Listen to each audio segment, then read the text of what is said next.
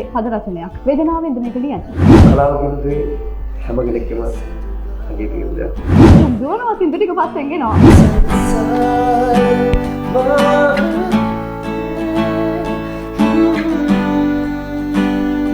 ඔබේ පියා කලාවේ ඉහළටම ගිය කෙනෙක්, ඒ කියන්නේ තාම ප්‍රසිද්ධ දක්ෂ පුද්ගලයෙක්නේ. මම හිතන්නේ මේක මම භාග්‍ය වාසනාවක් විදිහට හිතනවා. සුබ දවසක්. Think Next Levels අපේ ප්‍රෝග්‍රෑම් එක. ඉතින් අපි මේ ප්‍රෝග්‍රෑම් එකෙන් කතා කරන්නේ next level එකට හිතලා next level එකෙන් වැඩ කරලා තමන්ගේ ජීවිතේ ගොඩ දාගත්ත චරිතත් එක්ක. ඉතින් අපිත් එක්ක එකතු වෙනවා විවිධ ශාස්ත්‍රවන් වල තමන්ගේ නම ජාත්‍යන්තර තලය දක්වා රැගෙන ගිය චරිත, ඔවුන්ගේ ජීවිත වලින් අපිට ගන්න පුළුවන් බොහෝමයක් දේවල් තියෙනවා. දැන් අභිෂේක ලැබීම අපි හැමෝගෙම ජීවිතයේ තියෙන හීනයක්. එතකොට සංගීත ශාස්ත්‍රයේ අභිෂේක ලැබපු අභිෂේක් ගීත දේවල් අපිත් එක්ක එකතු වෙලා ඉන්නවා Think Next Level ප්‍රෝග්‍රෑම් එකේ. ඉතින් අභිෂේක් කොහොමද ඔබේ ජීවිතේ? ජීවිතය හොඳයි. ඉතින් හොඳින් ගලාගෙන යනවා. සතුටින් ඉන්නවා ඉතින්. ඔව් දැන් අලුතෙන් ගීතයක් නිර්මාණය කළා, එළි දක්වලා තියෙනවා. බොහොම සතුටින් ඉන්නවා මේ වෙනකොට. කතා කරමු ගීතය ගැන. හරි. ඊයේ පෙරේදා ඇත්තටම මගේ කාලයකට පස්සේ සිංගල් එකක් රිලීස් වුණා. මා වේදනාවේ කියන ගීතය. ඉතින් සින්දු ගැන කිව්වොත් මේකේ පද රචනය කරේ මම පද රචනය සහ මෙලඩි එක. මේකේ මියුසික් කොම්පොසිෂන් එක කරේ මහේෂ් ධර්මගුණරත්න මගේ මිත්‍රයා. ඉතින් ඔය විදිහට තමයි ගීතය හැදුනේ. මේකේ විෂුවල්ස් ඔක්කොම කරේ අමිත ලක්ෂාන්. මේ විදිහට දැන් රිලීස් වෙලා තියෙනවා සින්දු. ඉතින් අභිෂේක් කොහොමද ගීතයට ලැබෙන ප්‍රතිචාර? ප්‍රතිචාර ඇත්තටම හොඳයි. ඉතින් ගොඩක් හොඳ ප්‍රතිචාර තියෙනවා කට්ටියගේ. මම ඉතින් හැමෝටම ආරාධනා කරනවා සින්දු අහන්න බලන්න කියලා. රිලීස් වුණා විතරයිනේ. ආරාධනා කළාට මදි. අපි කොහොමද වගේ ගීත යහන්නේ? මොන වගේ මාධ්‍යවලද තියෙන්නේ? දැන්ට ඩිජිටල් ප්ලැට්ෆෝම්ස් ඔක්කොගෙම සෝංග රිලීස් වෙලා තියෙන්නේ YouTube එකේ. ඒ වගේම ස්ට්‍රීමින් ප්ලැට්ෆෝම්ස් වල Spotify, Apple Music ඒවත් සින්දු අහන්න පුළුවන්. සහ YouTube එකේ මියුසික් වීඩියෝ එකත් එක්කම සින්දු බලන්න අහන්න දෙකම පුළුවන්. මා වේදනාවේ ටිකක් අමුතු තාලයක ගීතයක්. මම කැමති මේ ගීතේ පොඩ්ඩක් රස විඳලම කතා කරන්න. අපි හමු. අපි හමු.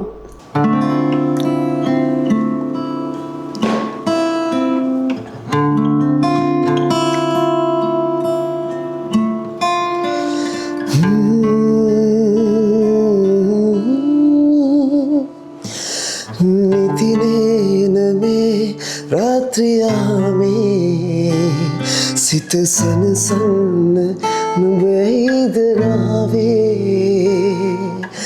තනිවින්ද මේ පෙම් කතාවේ නිම දෙක ගන්නම ප්‍රාර්ථනාවේ සියලඟ මාගේ මතකය රැවුදේ අද මාහිනක තනි වෙලා අපි ගෙව් කාලේ තව තව සිහිවේ සිතුවිලි එක්ක මාතනී වෙලා බිඳ බිඳ බිඳ ඇඬුවාම රහසේ රැහැ සඳුගාව මා හැංගුණාවේ රැය රැය රැය ගෙවුණා මෙවාගේ නැති දෝ දන්නේ නෝ වේදනාවේ. හරිම ලස්සනයි. හරිම ආදරණීය ආමන්ත්‍රණයක් හදවත්වලට. ඒ දැනෙන දැනීමේ හැඟීම ඇත්තටම එක මාරයි. ඒක මාරයි next level එකේ වැඩ. ඉතින් congratulations ඉතුම්. ඒ වගේම දැනගන්න කැමති මා වේදනාවේ දැන් ඔබේ පද රචනයක්. වේදනාවෙන්ද මේක ලියන්නේ? වේදනාවෙන් කියලා කියන්නේ ඇත්තටම මේක මේ ගීතය ඇත්තටම ගොඩක් ස්පෙෂල් එකක් තියෙනවා. මොකද මම ගොඩක් වෙලාවට ගායන සහ තම නිර්මාණය තමයි කරන්නේ. කියන්නේ කම්පෝසින් වැඩ විතරයි කරන්නේ. සින්දුවක් ලිව්වේ ඇත්තටම එක්ස්පෙරිමන්ට් එකකට වගේ මේ ගීතය ලියුනේ. මොකද මම වෘත්තිමය වශයෙන් පද රචකයෙක් නෙවෙයි. මේක යම් තැනකදී මහේෂ් එක්ක අපි මේ සින්දුව හැදුවේ. යා මුලින්ම මේක තිබ්බේ රෆ් නිකන් ට්‍රැක් එකක් විතරයි මියුසික් එකක් තිබ්බේ. ඒකට තමයි මෙලඩි එක හැදුවේ. මෙලඩි එකත් හදලා ආයෙ ටික කාලයක් ඉද්දී මෙලඩි එක හදලා තිබ්බේ. ආයෙ දවසක නිකන් මේකට වසන් ටික ලියන්න ඕන කියලා හිතුණා. මේ සින්දුව දැන් කරන්න ඕනේ කියලා. එහෙම ඉන්න වෙලාවක ඉතින් හිටු මූඩ් එකත් එක්ක ආපු අසන්ටියක් තමයි තියෙන්නේ ඉතින්. ඒ විතර තමයි සින්දු හැදුනේ. ඒ විදිහට සින්දු හැදුනේ. කියන්නේ සිතුම් පොඩි කාලයක් නිහඬව හිටියා. අපි කවර් සොන්ග්ස් කිහිපයක් කරලා තියෙනවා දැක්කා. ඊට පස්සේ සිතුම්ගේම සින්දුවක් සිතුම් අභිෂේක් ගීතදේවගේ සින්දුවක් කවද්ද එන්නේ කියලා අහපු ජනතාව හිටියා ප්‍රේක්ෂකයෝ. ඉතින් මම දැක්කා සමහර වෙලාවට සමාජ මාධ්‍යයේ තියෙනවා සිතුම් දුවනවා සින්දු ටික පස්සෙන් ගෙනවා. ඔබ මේ අනේ අපිට සින්දුවක් කරන්න ඔකෝ මේ අපේ සින්දු ටික එළියට දාන්නේ නැද්ද කියලා. ඉතින් ඔන්න කාලයකට පස්සේ අභිෂේක් ගීතදේවගේ සින්දුව රිලීස්ලා තියෙනවා. ඉතින් අහන්න බලන්න මං හිතනවා මේ සින්දුවට හොඳම ප්‍රතිචාරය තියෙන TikTok කරහා. ඔව් ඇත්තටම TikTok එකෙත් සෝංග් එක ෂෙයා වෙන ගමන් තියෙන්නේ. ඉතින් එහෙම තමයි. හොඳයි දැන් ගීත ශාස්ත්‍රය එහෙම නැත්නම් සංගීතය කියලා කියන්නේ කාලෙන් කාලයට වෙනස් වෙන දෙයක්. ඒ කියන්නේ දැන් ජෝනර්ස් වෙනස් වෙනවා. එතකොට එක එක මියුසික් රිද්ම්ස් අපිට අහන්න ලැබෙනවානේ. මම හිතනවා දැන් මේ වෙනකොට තියෙන මේ ස්ලෝ බීට් එකක්. ගොඩක් අය මේ වෙද්දී තනු නිර්මාණය කරන්නේ ඒ ආශ්‍රිතව. ඉතින් සිතුමුත් මේ සින්දු කියන්නේ රැල්ලටද? ඒ කියන්නේ දැන් සින්දු දැන් ඔබේ මේ ආවේදනාවේ ගීතයත් ටිකක් ස්ලෝ බීට් එක කියන්නේ ගීතයක්. එතකොට දැන් ඒ රැල්ලක් යනවනේ දැන් මේ දවස්වල මේ රැල්ලට සින්දු කියන ගායකයෙක් කරාද අභිෂේක් ගීතදේව? නෑ මං හිතන්නේ නෑ. මොකද ස්ලෝ බීට්ස් කියන දේ ඒ කාලේ නම් තිබ්බ දෙයක්. මේක රැල්ලක් වගේ ඇත්තටම එනවා යනවා. නමුත් කතේකට කියන්නේ විරහ ගීත කියන එක නැති වෙච්ච එකක් නේ. විරහ ගීත කියන දේ හැම ජෙනරේෂන් එකම තිබ්බ ස්ටයිල් එකක්. නමුත් දැන් මගේ ඇත්තටම මම එහෙම ස්ලෝ සින්දු විතරක් කරන්න ඕනේ විරහ ගීත විතරක් කරන්නේ කියන තැන මම එතනට කොටු වෙලා නැහැ ඇත්තටම.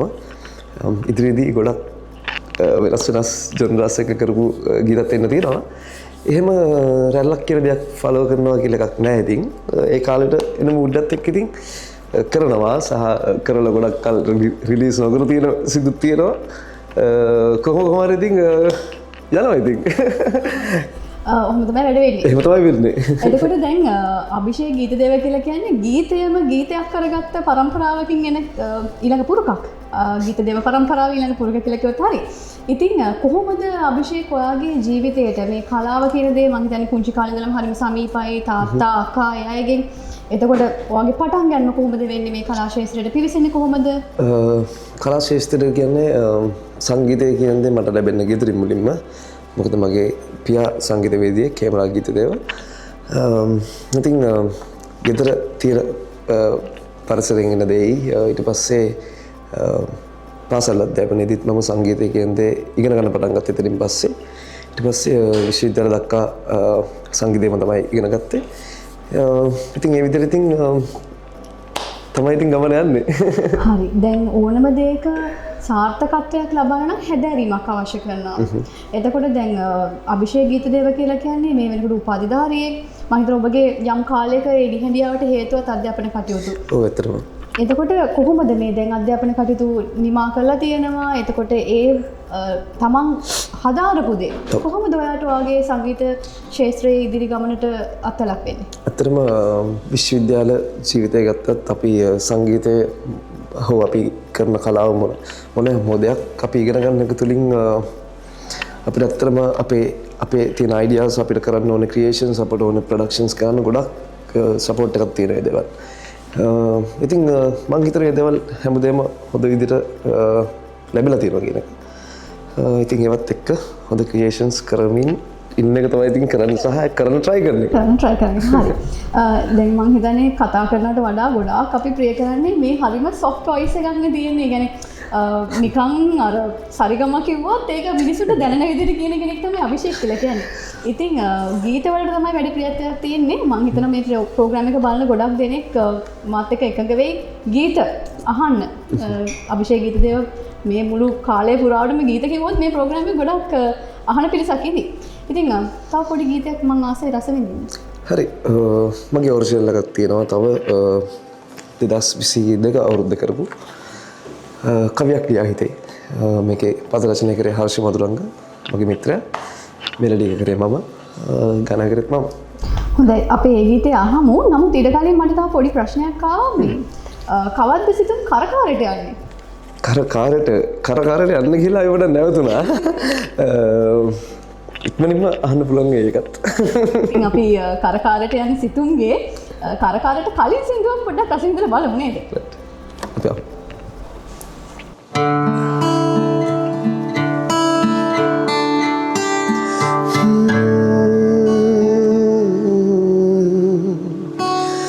කවියක් ලියා හිතේ කිවිදිය දුර ඇතයිමේ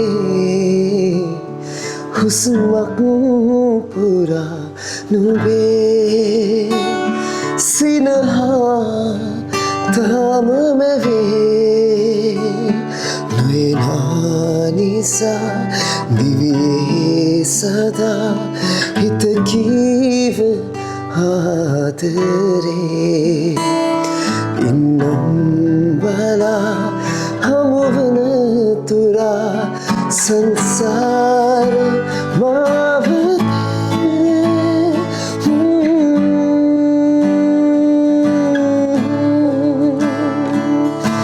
රැසනත් නුබ කොහෙදෝ වැසුවා සිරුවෙන් මතකයන් කොට ගැසුණා වෙන් වී ගියාට ආදරේ නොදැනී නුඹ තුන්නු හීන නෑ හිතේ මියදී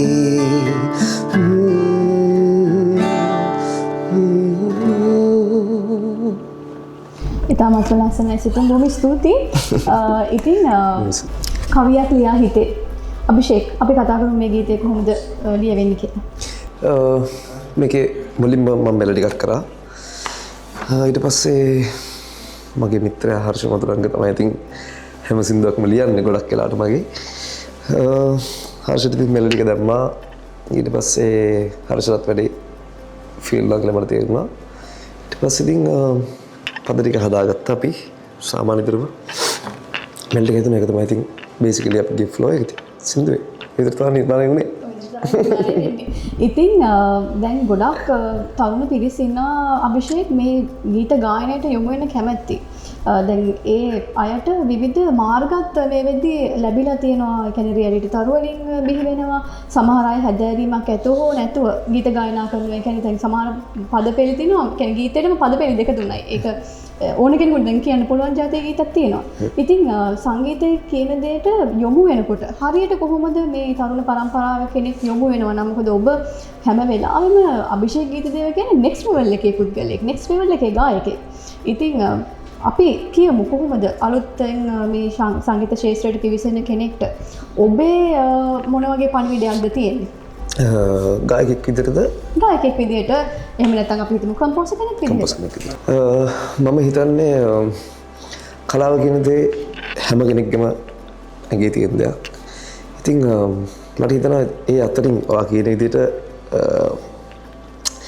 කලාව කරන්න ගීත ගායනය හරි සංගීත අධ්‍යක්ෂණයක් වෙන්න පුළුවන්, ගීත නිර්මාණය කරන්න හෝ මොනෑම හෝ දෙයකට කරන්න ඒ දේ අපිට තව අපි ගීතයක් රස විඳිනවා, අපි කලාකෘතියක් රස විඳිනවා කියන තැනින් එහාට දැනෙන්න පටන් ගන්න කට්ටිය තමයි මට හිතෙන විදිහට ඒ දේවල් කරන්න නැඹුරු වෙන්නේ තව තවත්. එතකොට ඒ දේ පටන් ගත්තන් පස්සේ ඒ දේ කරගෙන යන අතරතුරේදී අපිට මේ මොනවා හරි ප්‍රොඩක්ෂන් එකක් හෝ මොනවා හරි කෘතියක් අපි එළියට දාද්දී ඒ ඇතුලේ අපිට මගහැරෙන දේවල් ටිකක් තියෙනවා. අපිට අත්‍යවශ්‍ය දේවල් ටිකක් තියෙනවා. ඒ දේවල් හරි විදිහට කරන්න. අන්න එතනදී මම හිතනවා හැම කෙනෙක්ම මොන දේ කරත් අපිට අනිවාර්යෙන්ම මම හිතනවා මොන ශාස්ත්‍රයක හිටියත් හැම කෙනෙක්ට මේ ශාස්ත්‍රය පිළිබඳව හොඳ හැදෑරීමක් තියෙන්න ඕනේ. එතකොට කලාව කරද්දිත් මම විශ්වාස කරනවා හොඳ මට්ටමකට කලාව කියන දේ හදාarලා ඒකත් බ්ලෙන්ඩ් කරගෙන තමන් ගැඟෙන් එන දේ තමන්ට දැනෙන දේ ලස්සනට මේකත් එක බ්ලෙන්ඩ් කරගෙන ඉස්සරහට යන්න පුළුවන් නම් කලාකාරයෙක්ට මම හිතනවා ඒ දේ ගොඩක් සාර්ථකයි කියන එක මම විශ්වාස කරනවා. සිතුම් ගීත ගායනයට පමණක් නෙවෙයි වාදනයටත් ඉතාම දක්ෂයි. මම හිතන්නේ ගොඩාක් තරගාවලින් ජයග්‍රහණය කරලා තියෙනවා. ඇත්තටම සංගීත භාණ්ඩ කීයක් විතර මේ වෙනකොට ප්ලේ කරන්න පුළුවන්? එහෙම හිතලා නැහැ. ඉතින් සංගීත බාණ්ඩ කියලා කියන්නේ ගිටාර් ඩ්‍රම්ස් පියානෝ. ඉතින් හැම එකම මම try කරනවා. ඉතින් ප්ලේ කරන්න ආස හිතෙන මට අවස්ථාවක් හම්බෙන හැම මොහොතකදීම ඒ ඉන්ස්ට්‍රුමන්ට් එක මොනවා හරි ප්ලේ කරන්න ඉතින් try කරනවා ඉතින්.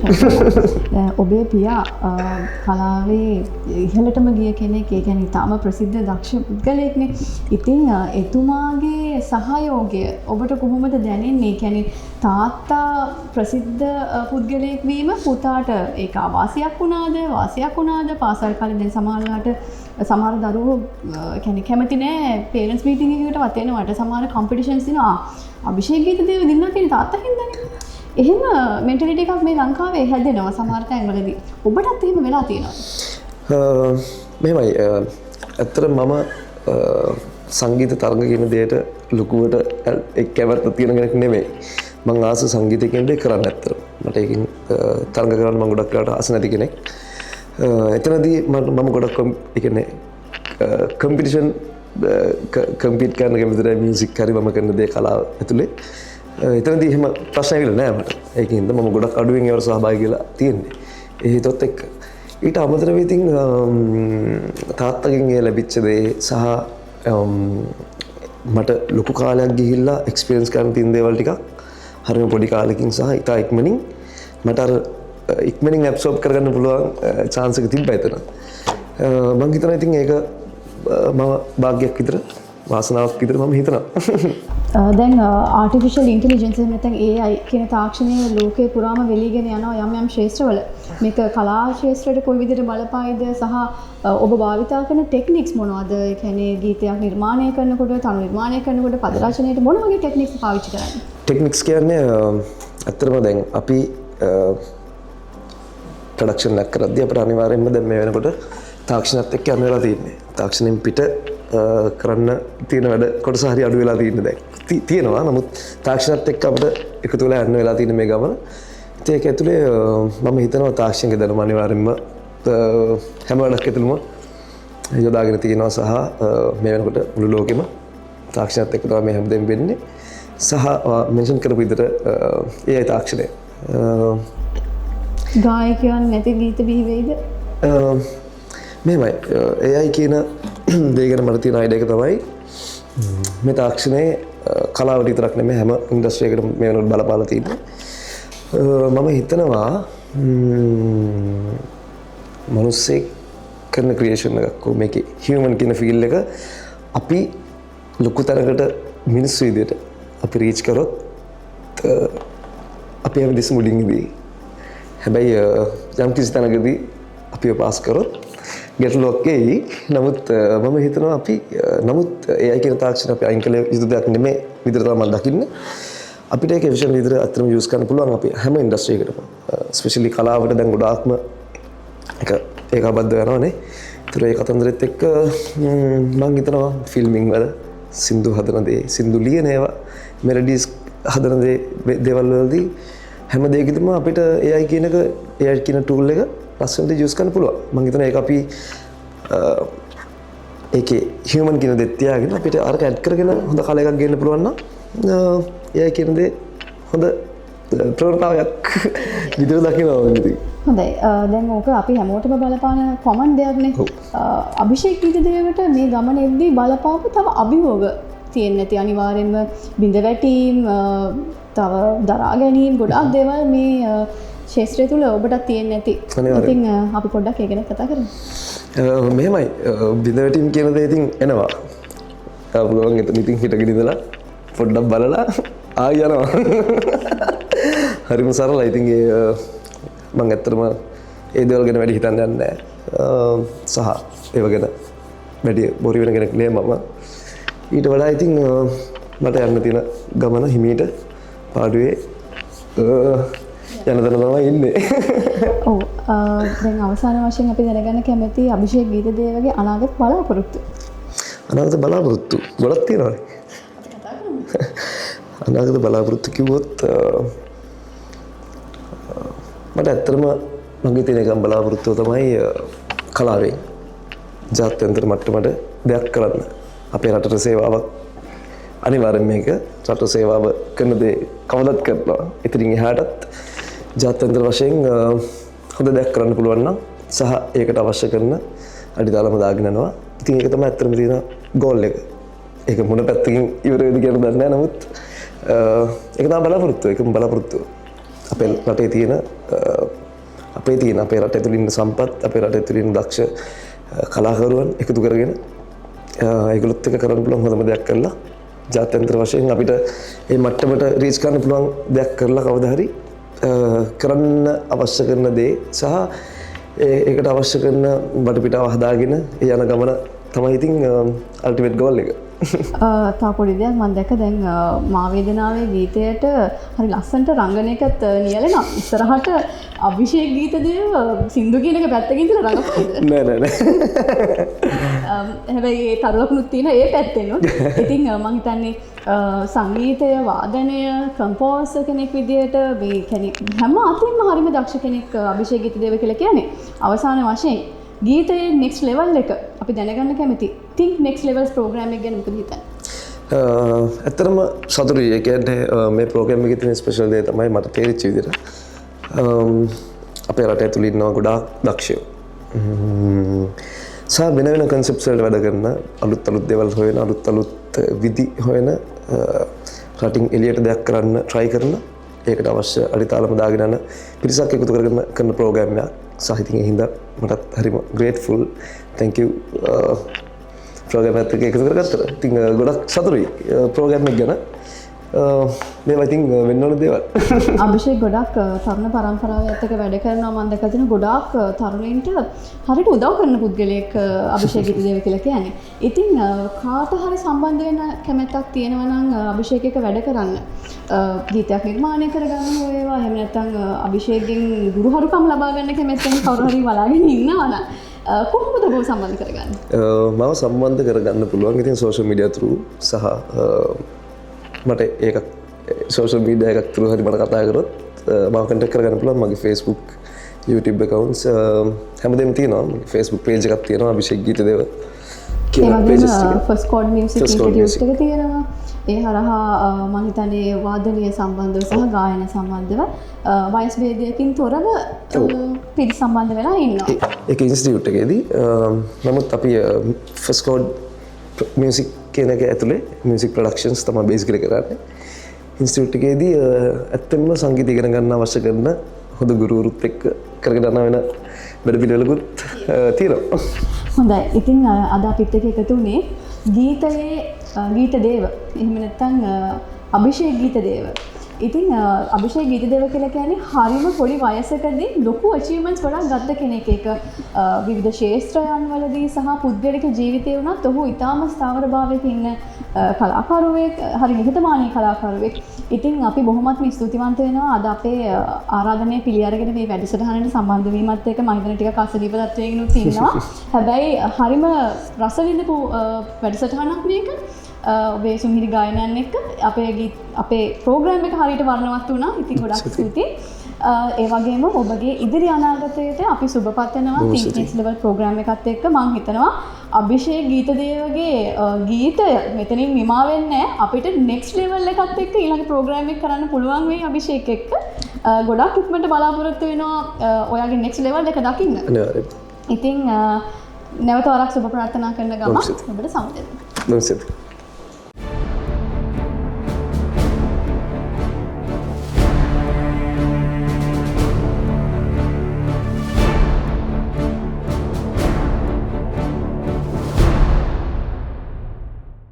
අභිෂේක් ගීතදේව කියලා කියන්නේ හැදෑරීම් එක ඉදිරියට යන කෙනෙක්නේ. ඉතින් මම හිතනවා දැන් ඩිග්‍රී එක කම්ප්ලීට් කරලා තියෙනවා. ඊට පස්සේ මාස්ටර්ස් කරන්නත් පොඩි බලාපොරොත්තුවක් තියෙනවා කියලා ආරංචි වුණා. ඉතින් ඔබගේ උසස් අධ්‍යාපනයට අපේ මේ ප්‍රෝග්‍රෑම් එකේ තියෙනවා gift එකක්. QIB කැම්පස් එක තමයි අපේ මේ ප්‍රෝග්‍රෑම් එකේ ප්‍රධාන ස්පොන්සර් විදිහට ඉන්නේ. QIB කියලා කියන්නේ වසර 21ක් අධ්‍යාපන ශාස්ත්‍රයේ දරුවන්ගේ උසස් අධ්‍යාපන සිහින සැබෑ කරපු ආයතනයක්. local programs සහ study abroad programs කියන දෙකම තියෙනවා QIB campus එකේ. ඉතින් අභිෂේක් අපිට තියෙනවා ඔබට දෙන්න තිලනයක්. බොහොම ස්තුතියි.